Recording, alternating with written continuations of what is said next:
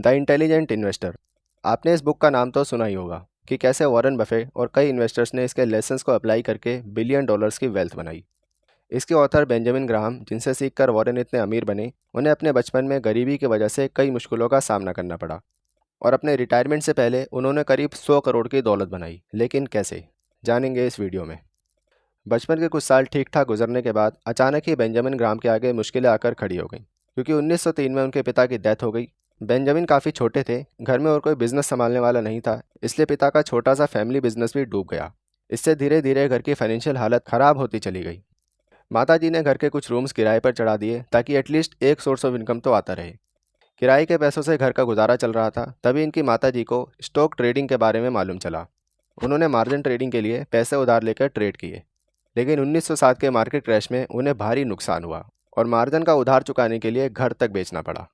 तो इस मुश्किल समय ने ग्राहम पर एक गहरी छाप छोड़ी। वो उस गरीबी और दर्द को कभी नहीं भूले, खासकर एक पल जब एक क्लर्क ने उनकी माताजी से कहा, क्या तुम्हारे अकाउंट में $5 भी हैं जो बार बार अपना बैलेंस चेक करने आती हो ब्रांच में। इन शुरुआती इंसिडेंट्स ने उनकी पूरी लाइफ को फाइनेंशियल सेफ्टी और रिस्क कंट्रोल के आसपास ही रखा। ग्राहम की समझदारी ने उन्हें इन सभी मुश्किलों को पार करने में मदद की। पैसे उनके पास थे नहीं, इसलिए पूरा ध्यान पढ़ाई में ही लगा दिया। स्कूल क्लास में ए ग्रेड स्टूडेंट्स में से रहे, इसलिए आगे की पढ़ाई के लिए कोलंबिया यूनिवर्सिटी से स्कॉलरशिप मिल गई और 1914 में क्लास टॉप करके अपनी ग्रेजुएशन कंप्लीट की। उनकी परफॉर्मेंस इतनी शानदार थी कि कॉलेज के 3 अलग अलग डिपार्टमेंट्स इंग्लिश, फिलोसफी और मैथ्स ने सिर्फ 20 साल की एज में उन्हें टीचिंग करने का मौका दिया। यहीं वॉरेन बफे की मुलाकात बेंजामिन ग्राहम से हुई थी। कुछ साल तक स्टूडेंट्स को पढ़ाया, लेकिन इसे एज अ करियर चुनने के बजाय उन्होंने स्टॉक मार्केट में इन्वेस्टमेंट करने का फैसला किया। शुरू में उन्होंने एक बॉन्ड ट्रेडिंग कंपनी में एज अ क्लर्क काम किया। जल्दी इसमें एनालिस्ट की सीनियर पोजीशन पर प्रमोट हो गए। फिर इसी फर्म के पार्टनर बने और एंड में अपनी ही इन्वेस्टमेंट फर्म स्टार्ट कर दी। ग्राहम ने खुद से कई सालों तक स्टॉक मार्केट में इन्वेस्ट करके अपनी कई छोटी बड़ी सक्सेस और फेलियर से इन्वेस्टमेंट करना सीखा। अपने करियर की शुरुआत में ही वो समझ गए थे कि स्टॉक मार्केट में एक्साइटमेंट कितना खतरनाक होता है। हुआ यह था कि एक दोस्त के कहने पर उन्होंने एक कंपनी में बड़ा अमाउंट इन्वेस्ट कर दिया था और वो फ्रॉड निकली, जिससे उनकी सारी इन्वेस्टमेंट ही डूब गई। इस तरह कई फेलियर से ग्राहम सीखते गए और अब बहुत केयरफुली अपनी पूरी रिसर्च के बाद ही किसी कंपनी के स्टॉक खरीदते थे। ग्राहम अच्छी तरह समझ गए थे कि कोई भी स्टॉक एक कंपनी का रिफ्लेक्शन होता है, इसलिए इन्वेस्ट करते समय स्टॉक के प्राइस पर नहीं बल्कि कंपनी की परफॉर्मेंस और फंडामेंटल जैसी चीज़ों पर ध्यान देना चाहिए। और इसी दौरान उन्होंने सीखा वैल्यू इन्वेस्टिंग, जिसके लिए वो इतने फेमस भी हुए। वैल्यू इन्वेस्टिंग क्या होती है, आप कमेंट करेंगे तो इसे किसी और वीडियो में डिटेल में डिस्कस करेंगे। अभी आप ये समझ लो कि किसी कंपनी के स्टॉक को उसके एक्चुअल वैल्यू से कम रेट पर खरीद लेना ही वैल्यू इन्वेस्टिंग होता है। वैल्यू इन्वेस्टिंग मेथड से वो ऐसे स्टॉक ढूंढ लेते थे जिन्हें कॉमन इन्वेस्टर इग्नोर कर देते हैं। इसका रिजल्ट ये हुआ कि 1929 में यूएसए में महामंदी या ग्रेट डिप्रेशन चल रहा था। कई स्टेबल कंपनीज डूबने की कगार पर आ गई थी। ऐसे में शॉर्ट टर्म लॉस के बावजूद ग्राहम ने जल्द ही रिकवर कर लिया और काफ़ी अच्छे रिटर्न्स कमाए। लगातार 1936 से 1956 तक उनकी इन्वेस्टमेंट फर्म ने पूरे यूएस स्टॉक मार्केट इंडेक्स से अच्छे रिटर्न्स कमाए। इस रिकॉर्ड ने यह तो प्रूव कर दिया कि बेंजामिन ग्राहम का डिसिप्लिन, केयरफुल और रिसर्च बेस्ड इन्वेस्टिंग का वैल्यू इन्वेस्टिंग मेथड ना सिर्फ सिक्योर था बल्कि लॉन्ग टर्म में बहुत इफेक्टिव भी था। बेंजामिन ग्राहम इसलिए सफल हुए क्योंकि उन्होंने अपनी स्टॉक मार्केट की नॉलेज, एक्सपीरियंस के साथ कॉमन सेंस को भी इन्वेस्टिंग डिसीजन लेते समय बराबर ध्यान रखा। तो आइए उनकी वैल्यू इन्वेस्टिंग मेथड के 3 प्रिंसिपल्स को समझते हैं। Watch business behind stock price. जब आप किसी स्टॉक में इन्वेस्ट करते हैं तो क्या लगता है सिर्फ एक नंबर खरीद रहे हैं जो स्टॉक प्राइस के चार्ट पर चल रहा है?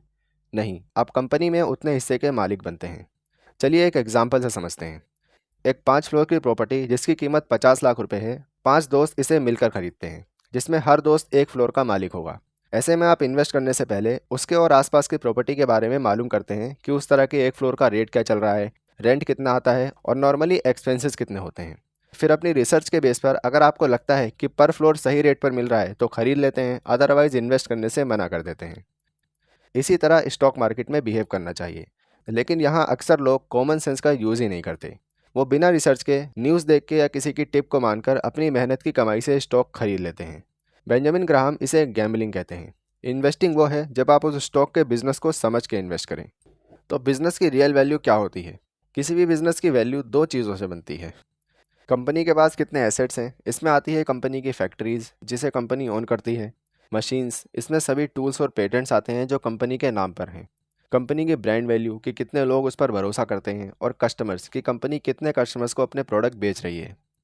अगला फैक्टर है financial status. Before investing make sure कि स्टेबल कंपनीज का कैश फ्लो पॉजिटिव रहना चाहिए, यानी कंपनी जितना अर्न कर रही है उससे कम खर्च करती है, जिससे एक्स्ट्रा कैश कंपनी के पास रहता है।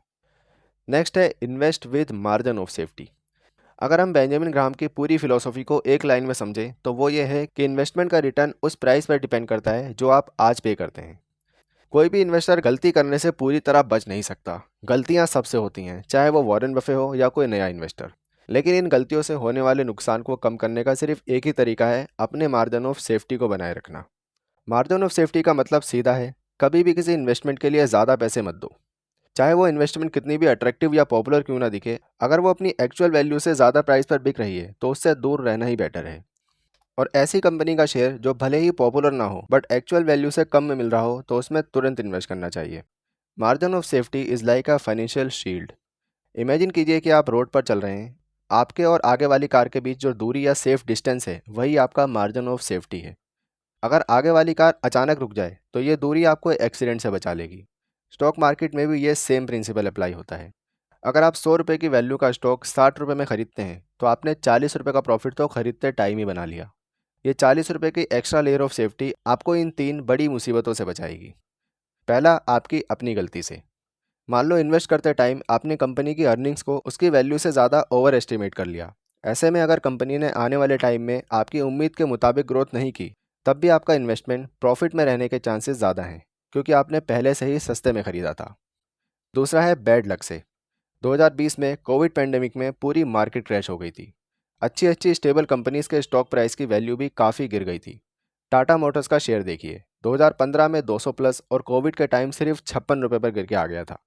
उस टाइम ये अपनी एक्चुअल वैल्यू से कम में सेल हो रहा था। मान लो आपने उस टाइम इसमें इन्वेस्ट किया होता तो ये मार्जिन ऑफ सेफ्टी होता, क्योंकि वर्स्ट टू वर्स्ट कंडीशन में यह स्टॉक इतने रेट के आसपास ही गिर सकता है।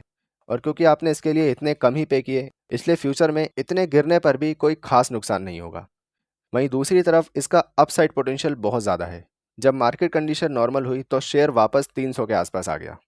यहाँ एक डिस्क्लेमर देना चाहूँगा, ये कोई स्टॉक टिप नहीं है, मैंने एग्जांपल दिया, आप इस एग्जांपल के मेन लेसन को समझिए और अपनी रिसर्च करके ही इन्वेस्ट करें। तीसरा है अनएक्सपेक्टेड चेंजेस से। कभी कभी पूरी इंडस्ट्री ही बदल जाती है। जैसे मोबाइल फ़ोन आने से कैमरा कंपनीज पर असर हुआ। ऐसे में उस इंडस्ट्रीज़ की कंपनी की सेल और प्रॉफिट बहुत कम हो जाते हैं, जिसका सीधा असर स्टॉक के गिरने के रूप में दिखता है। अगर आपने पहले ही कम में ख़रीदा है तो इस गिरावट का बहुत ज़्यादा असर आप पर नहीं होगा। तीसरा प्रिंसिपल है इन्वेस्टर का बिहेवियर। बेंजामिन ग्राहम कहते हैं कि स्टॉक मार्केट में सफलता पाने के लिए सबसे ज़रूरी चीज़ मार्केट नहीं बल्कि इन्वेस्टर का बिहेवियर है। फाइनेंशियल फ्रीडम की नींव हैं ये 3 चीज़ें: डिसिप्लिन, पेशेंस और इंडिपेंडेंट थिंकिंग। सिर्फ न्यूज़ के इन्फ्लुएंस में आके स्टॉक ट्रेडिंग नहीं, बल्कि अपनी रिसर्च के बेस पर डिसीजन लेना कि कब इन्वेस्ट करना है, किसे होल्ड करके रखना है और कौन सी कंपनी के स्टॉक बेचने हैं, ये एक कामयाब इन्वेस्टर की हैबिट्स होती हैं। आपको कभी भी स्टॉक टिप देने वाले ब्रोकर या न्यूज़ की बातों पर आंख बंद करके भरोसा नहीं करना चाहिए। और ना ही भीड़ के इमोशन से इन्फ्लुएंस होना चाहिए कि लोग खरीद रहे हैं तो मैं भी खरीद लूँ, लोग बेच रहे हैं तो मैं भी बेच दूँ। ग्राहम हमेशा से इस बात पर जोर देते थे कि इन्वेस्टर का सबसे बड़ा दुश्मन मार्केट नहीं बल्कि उसका लालच और डर है। जब मार्केट तेज़ी से ऊपर जाती है तो लोग लालच में आकर बिना सोचे समझे स्टॉक को महंगे प्राइस पर खरीद लेते हैं, और जब मार्केट गिरने लगती है तो वह डर के मारे सस्ते प्राइस पर भी अपने अच्छे स्टॉक्स को बेच देते हैं। बेंजामिन ग्राहम मार्केट के इस बिहेवियर को मिस्टर मार्केट कहते हैं।